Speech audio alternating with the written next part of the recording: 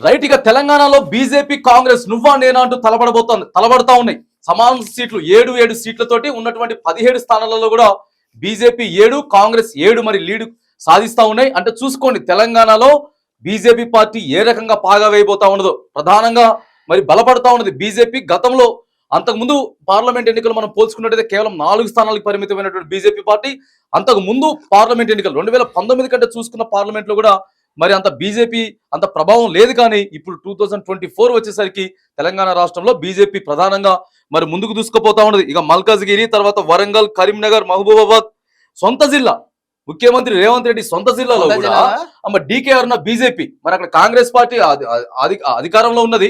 తెలంగాణలో సొంత జిల్లాలో కూడా మరి బీజేపీ ముఖ్యమంత్రి జిల్లాలో కూడా దూసుకుపోతా ఉన్నది. ఇక మనకి కాంగ్రెస్ మాత్రానికి నల్గొండ, జహీరాబాద్, ఖమ్మం, పెద్దపల్లి వీటిలో ఈ స్థానాలలో కూడా మరి దూసుకొని పోతా ఉన్నది. మరి బీజేపీ హోరాహోరీగా ఉన్నది. ఎక్కడంటే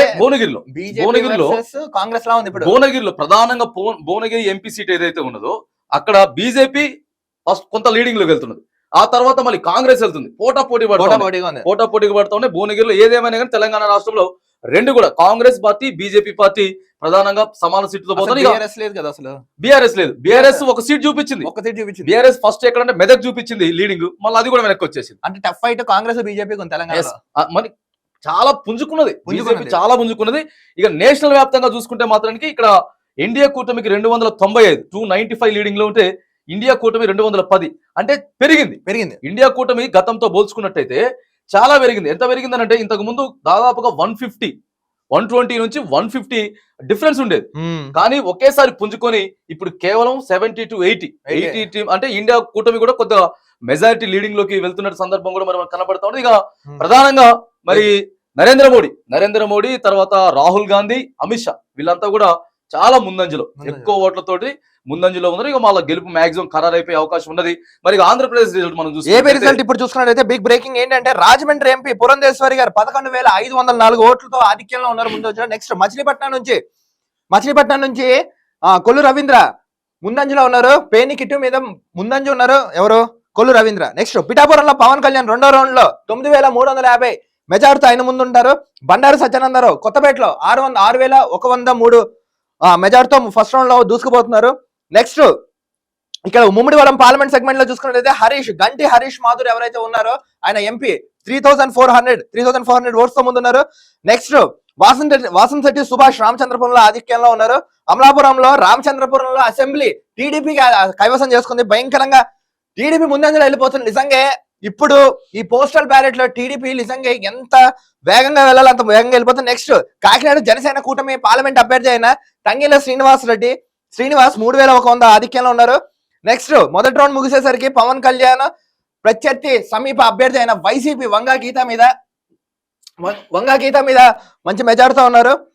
నెక్స్ట్ ఇంకా లాస్ట్ బట్ నాట్ లీస్ట్ రాజమండ్రిలో భయంకరంగా ఇప్పుడు ఇంకో బ్రేకింగ్ న్యూస్ వచ్చింది. 12,807 ఓట్ల తేడాతో పురంధేశ్వర్ గారు ఉన్నారు. మొత్తానికి ఆంధ్ర రాష్ట్రంలో తెలుగుదేశం వైసీపీకి అసలు వాళ్ళు ఎందుకు ముందుకు రావట్లేదు అర్థం కావట్లేదు. ప్రధానంగా టీడీపీకి 70 సీట్లు లీడింగ్ లో కొనసాగుతా ఉన్నది. వైసీపీ కేవలం 12 స్థానాలకే మరి అక్కడ లీడింగ్ కొనసాగుతా ఉంటే అక్కడ నగరి ఎమ్మెల్యేగా పోటీ చేసినటువంటి రోజా వెనకంజలో కనపడతా ఉన్నది. తర్వాత కొడాలి నాని కూడా అక్కడ వెనకంజలో ఉన్నాడు. పేని నాని కూడా కొంచెం పేని కిట్టు అతను కూడా వెనకంజలో ఉన్నారు. నారా లోకేష్ ముందంజలో. నెక్స్ట్ అయితే కొడాలి నాని కూడా సేమ్ అదే. అంబటి రాంబాబు కూడా అంటే వెనకడుగులో ఉన్నారండి వీళ్ళందరూ. ప్రధానంగా విజయవాడ మెయిన్ సిటీ తర్వాత రాజమండ్రి మెయిన్ సిటీ ఇవన్నీ కూడా ప్రధానంగా టీడీపీ పార్టీ కూటమి అక్కడ ముందుకు పోతా ఉన్నది. ఇంకా జనసేన గురించి జనసేన 9,800 ఓట్లు ఇప్పుడే బ్రేక్ బ్రేకింగ్ 9,800 ఓట్స్ ఆధిక్యంలో. దాంతో పాటు వాళ్ళకి దాదాపుగా 22-23 స్థానాలు 21 స్థానాలు వాళ్ళకి కేటాయించిన పక్షంలో దాదాపుగా 18 స్థానాలలో కూడా మరి జనసేన పార్టీ కనపడుతున్నది. మరి ఇప్పుడే మనకు ఒక తాజా అప్డేట్ ఒకటి అందింది. నరేంద్ర మోడీ వెనకంజలోకి వెళ్ళారంట. నరేంద్ర మోడీ వెనకంజలోకి వెళ్ళారు.